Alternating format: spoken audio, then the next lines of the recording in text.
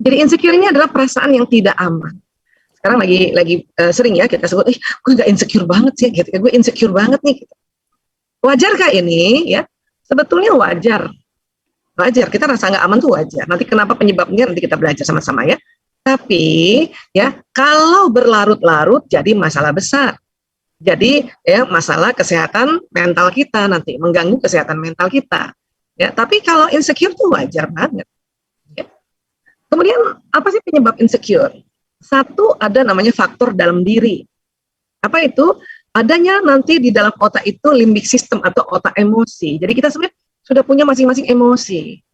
Ya, sudah semuanya masing-masing emosi, dan juga kita juga punya watak, dan setiap watak itu bisa insecure. Nanti kita lihat watak mana yang jenis-jenis watak yang insecure-nya di titik apa, di situasi apa. Kemudian penampilan fisik kita kadang-kadang insecure gitu ya, tentang kulit kita kah, ya tentang ya kita punya hidung kah, kita punya rambut kah, kita punya postur ya tinggi badan kah dan sebagainya gitu kan. Itu yang membuat rasanya nggak aman nih, nggak aman gitu. Nah, kemudian ada lagi faktor luar diri kita. Apa itu? Komentar orang lain. Ini nggak ada lain, nggak ada bukan, memang komentar orang, baik komentar dari orang terdekat kah, dari bapak ibu kita kah, dari adik-adik kita, kakak kita, nanti kalau sudah berkeluarga komentar dari suami, dari anak-anak, dari tetangga, dari sahabat. Ini faktor luar ya. Ya. Nah, tanda-tanda insecure apa ya? Satu, nggak percaya diri dan memandang rendah diri sendiri.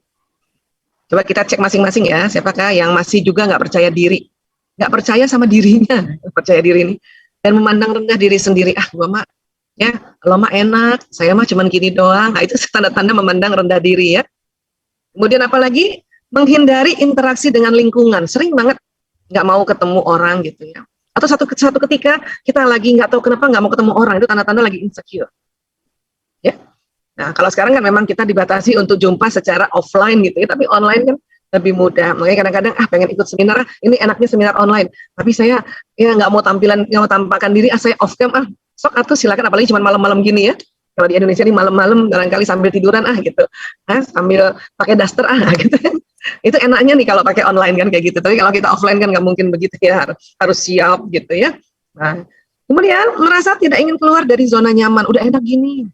Misalnya, ayo dong Bu Aisyah, ya tingkatin lagi nih Bu Aisyah, ya rumah sakit, ya Bu Aisyah harus punya rumah sakit besar gitu kata saya. Udah nggak usah, di rumah juga udah enak ya. Itu biasanya juga kalau terus-terusan kayak gitu, nggak mau ingin keluar dari zona nyaman, berarti insecure itu. Tapi sesekali kita udah di rumah aja, apalagi lagi pandemi kayak gini ya, itu belum tentu insecure ya, karena situasi bahwa kita harus di rumah. Kemudian apa? Kerap membandingkan diri dengan orang lain. Ya kita banding-bandinginnya tuh ya memang sih kita bisa belajar dengan orang lain, tapi jangan banding-bandingkan yang terlalu ekstrim dan akhirnya memandang rendah diri. Ini tanda-tanda insecure. Ya. Kemudian haus akan pengakuan dan penerimaan dari orang lain. Takut nggak diterima oleh keluarga suami, takut nggak diterima oleh anak-anak. Anak-anakku sekarang yang dipuji gurunya ya, gitu. Ada ibu kan gitu, ya, dipuji gurunya terus. Ya, padahal saya loh yang melahirkan dia. Itu tanda-tanda insecure kayak gitu. Ya. Terus pengakuan dari sahabat, pengakuan dari banyak orang gitu kan. Ini juga haus akan itu tanda-tanda insecure. Ya nggak percaya. Ya, masa sih saya gitu? Itu juga tanda-tanda insecure itu. Ya. Nah, sekarang, jadi insecure ini nanti yang kaitannya dengan emosi itu akan ada rasa ya karena nggak aman bisa marah. Ya. Terus karena nggak aman bisa takut, ya takut, khawatir, cemas. Nah disinilah teman-temannya itu. Karena merasa nggak aman, makanya malu gitu. Karena merasa nggak aman, makanya sedih gitu. Nah ini kan semua jenis-jenis emosi kan ini, ya. Oke. Kemudian ya karena insecure ini tadi kita sudah lihat ya menimbulkan ada marah, ada khawatir, takut, cemas, malu, sedih, ya. Nah itu semua adalah jenis-jenis emosi atau ada di otak emosi manusia. Ya, makanya nanti kita akan belajar sedikit juga tentang emosi. Ya. Nah, sekarang ubah insecure jadi bersyukur, gitu ya. Nah, jadi kalau insecure kan selalu nanya ya dirinya, aduh, saya cukup nggak ya, gitu ya. Nah, kalau orang bersyukur, ya langsung saya cukup, ya, I'm enough. Ya. Nah, Jadi insecure ini kita harus rubah menjadi bersyukur. Ya, gimana caranya? Sebetulnya ya bisa jadi orang-orang sudah berusaha ya, kita semua sudah berusaha untuk ini. Hari ini kita cuman refresh lagi bahwa oh kayak gitu, oh udah benar saya, oh sudah tepat saya, oh sudah. Ya. Jadi 3 langkah mengubah insecure menjadi bersyukur. Ya, supaya gampang kita singkat jadi 3M. Ya. Yang pertama, mengenali watak. Kita harus kenal sama watak kita. Ulang-ulang kita kenali watak, karena watak ini Allah sudah kasih anugerahnya sebagai basic program, sudah dibawa dari lahir itu, ya. Dan watak itu ada kekuatan, ada kelemahan. Jadi kita kenali watak kita, sehingga insecure yang muncul itu karena watak kita yang mana lebih dominan, yang marah kah, ya takut kah, malu kah, sedih kah, gitu ya, yang mana? Ya. Kemudian M berikutnya mengelola emosi. Makanya kita perlu juga kenalan sama otak emosi. Ya. Sebagian besar juga teman-teman saya lihat, sahabat-sahabat semua sudah sering lihat di seminar umum atau workshop. Ya. Tapi ini betul-betul emosi itu intinya dari otak, jadi bolak-balik. Ya, saya sendiri mengingatkan diri saya, Aisyah kelola emosimu. Ya. Ya, itu saya harus ingatkan. Gitu. Karena apa? Karena inilah yang perlu dikendalikan ini seumur hidup, emosi. Ya. Kemudian yang berikutnya apa coba? Mengurangi bermain di sosial media. Karena ini tadi faktor luar tadi, komentar orang. Kalau baca komen netizen, ya Allah, itu bisa yang tadinya nggak sakit kepala jadi sakit kepala loh. Nah ini harus sadar kita nih. Kalau nggak mau ya kita rusak kita punya ya rasa aman ini, kita harus memang kurangi sosial media. Ya, kalaupun misalnya kita mencari sosial media untuk cari ilmu, ya itu tentu kan pasti bagus banget ya. Tapi kadang-kadang orang kok suka baca komennya orang ya gitu, saya juga heran. Ya, memang kita nih kalau sesama netizen baca komen orang tentang siapa yang dikomenin gitu ya, seneng gitu. Tapi yang dikomen kan kadang-kadang kalau dia baca lagi YouTube-nya kan, waduh. Dan yang unik otak kita juga ini ya, kita harus atur nih. Misalnya yang komen 100, ya, yang ngasih komen baik 90 orang. Yang ngasih komen buruk 10 orang, tapi fokusnya di 10 aja. Ya, itu bisa merusak yang 90 lah. Ya, itu.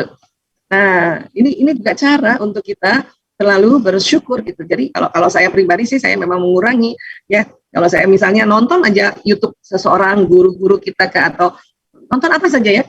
Saya nggak suka lihat komen gitu ya. Kenapa? Karena selain emang banyak yang kadang-kadang ya komennya juga yang ya namanya juga komen ya. Ya, tapi itu tadi saya lebih senang lihat konten, tidak perhatikan komen. Tapi itu buat apa? Buat selalu bersyukur juga. Apalagi misalnya YouTube yang Dr. Aisyah Dahlan gitu, lihat komen, waduh, ya Allah ya Rob. Karena kadang-kadang yang bikin orang berkomen itu kadang-kadang bukan lihat isinya, tapi lihat judul. Nah judul itu kadang-kadang bukan kami yang buatnya, ya, orang potong-potong judulnya dibikin yang heboh-heboh ya, mungkin untuk menarik viewers ya kan, karena sekarang persaingannya gitu ya. Makanya bodo amat kasih aja judul. Kalau zaman dulu judul-judul heboh kayak gitu itu ada di koran Pos Kota. Siapa yang besarnya sama saya? Pos Kota. Pas dibaca mana hebohnya nih. Tapi itulah ya cara media untuk menariknya. Tapi kalau kita supaya insecure menjadi bersyukur, ya itulah tadi ada 3M ini ya, mengenali watak, mengenali emosi, dan mengurangi bermain di sosial media. Terutama yang baca-baca komen gitu, ya udahlah. Kalaupun mau baca komen, ya sudah lihat perbandingannya. Oh, banyakan yang baik kok gitu. Ya, supaya kita tidak fokus pada yang keburukan. Ya, baik. Sekarang kita M pertama mengenali watak. Ya, ini kembali kita harus belajar watak. Ya. Dan watak itu genetik. Dia dibawa di kromosom. Ayah kita ada kromosomnya, ibu kita ada kromosomnya. Dia ada di dalam gen-gen, di dalam DNA ini. Gitu. Ya, jadi watak ini genetik, berpadu dia nanti watak ibu, watak ayah, dan bisa jadi bukan persis watak ayah ibu kita di atas kita ini di kita, tapi leluhur kita juga dia mewarnai gitu. Nah kadang-kadang ibu-ibu tuh suka ini kayak siapa ya wataknya, aku nggak gini, bapaknya nggak gini, ya entar dulu, ya, bapaknya ibu gimana, ya. Kakeknya nggak gini, entar dulu, buyutnya gimana buyutnya, gitu. Karena di sini ini peta-peta ini, peta informasi ini dibawa ya itu dari orang tua kita, ayah ibu kita sampai leluhur sampai 7 ke atas. Itu udah variatif banget. Ya, dan memang di dalamnya ini ya sangat variatif. Makanya mengapa walaupun watak diklasifikasikan 4 besar, dia tetap ada perbedaan-perbedaannya. Ya, walaupun secara global para ilmuwan menemukan bahwa dia terklasifikasi 4 besar. Nanti ada kombinasinya ini. Ya, nah ini jadi kita coba cek lagi watak ya. Ya. Nah, belajar watak itu basicnya adalah surat Al-Isra ayat 84. Ya, Bismillahirrahmanirrahim. Qul kullu ya'malu ala syakilatihi. Farabbukum a'lamu biman huwa ahda sabila. Katakanlah wahai Muhammad, setiap orang berbuat sesuai dengan pembawaannya masing-masing. Maka Tuhanmu lebih mengetahui siapa yang lebih benar jalannya. Jadi memang kita ini membawa pembawaan kita gitu. Kalau nanti dibahasakan di dunia genetika ya, ini namanya genetik gitu. Ya. Dan kita tuh memang beragam. Jadi Allah juga sudah sampaikan di Ar-Rum ayat 22 kan. Ya, dan di antara tanda-tanda kekuasaannya ialah menciptakan langit dan bumi dan berlain-lainan bahasamu dan warna kulitmu. Ya. Waqtilafu alsinatikum wa alwanikum. Ya, memang berlain-lainan nih bahasa sama warna kulit. Ya, di-highlight oleh Allah warna kulit. Ya, gitu ya. Ini adalah satu luar biasa ya. Ini di langsung yang difirmankan Allah adalah bahasa dan warna kulit. Ini berarti kan di dalamnya juga akan ada perbedaan-perbedaan ya. Inna fi dzalika laayatin lil alimin. Sesungguhnya pada yang demikian itu benar-benar terdapat tanda-tanda bagi orang-orang yang mengetahui. Jadi memang kita harus belajar memang bahwa ternyata ada banyak perbedaan selain bahasa, warna kulit, bahkan nanti yang kecil-kecil di dalam kita ini ya, termasuk tadi watak atau tabiat. Nanti lagi ada macam-macam dari dalamnya ini nanti ya. Satu ayat ini bisa dipakai untuk berbagai jenis modul-modul. Ya, Masya Allah. Ya, nah. Baik, sekarang kita cerita tentang neuroscience-nya watak. Ya. Tadi kita sudah sama-sama lihat bahwa ada neuron atau sel otak seperti ini, penampakannya ada banyak 100 miliar. Dan tadi otak sudah terbagi dua ya, ada otak besar, ini otak besar sebetulnya, yang ini kita lihat dari samping kiri ya, ini otak kecil. Terus tadi juga saya sudah sampaikan dia terbagi dua, belahan kanan, belahan kiri ya. Nah, setiap belahan nanti otak besarnya terbagi 4, 1, 2, 3, 4. Adapun nama ini ya mungkin supaya memudahkan ya kesepakatan internasional pakai bahasa Latin. Yang depan namanya frontalis, lobus frontalis ya bagian frontal depan, lobus parietalis ini bagian tengah, occipitalis dia di belakang dan temporalis yang di atas ya di dekat telinganya. Ya seperti itu. Ada satu lagi nanti yang otak di tengah. Nah, otak di tengah itulah otak emosi. Ya. Dan tentang emosi, ya Allah berfirman sangat banyak.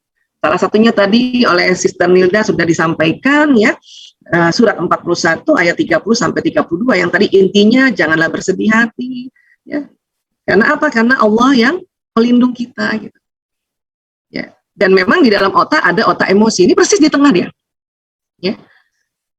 Otak emosi juga bersinggungan dengan tempat yang namanya lobus parietalis, tempat yang namanya lobus frontalis, tempat yang namanya occipitalis di ujungnya nih.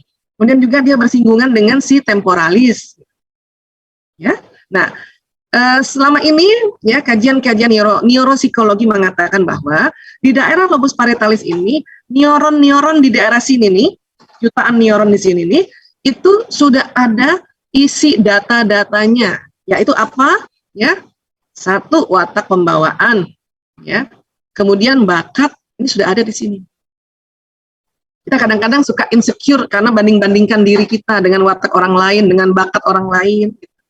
Dia mah enak ya, pinter masak gitu ya.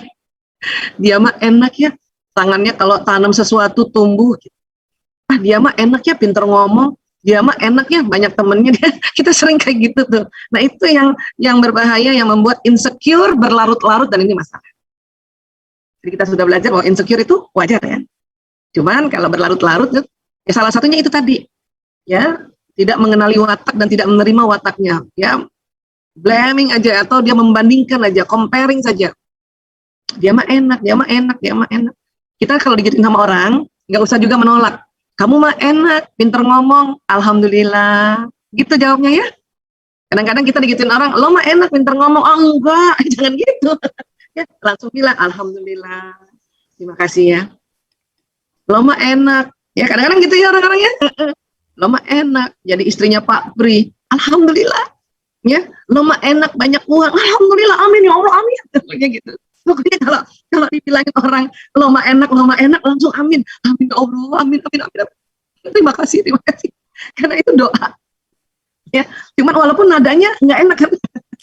Itulah makanya kenapa kalau kita ya itu kan nada yang nampaknya mencela ya, tapi malah jadi keberkahan orang yang dicela itu, karena orang yang dicela nggak marah langsung bilang amin, terima kasih gitu.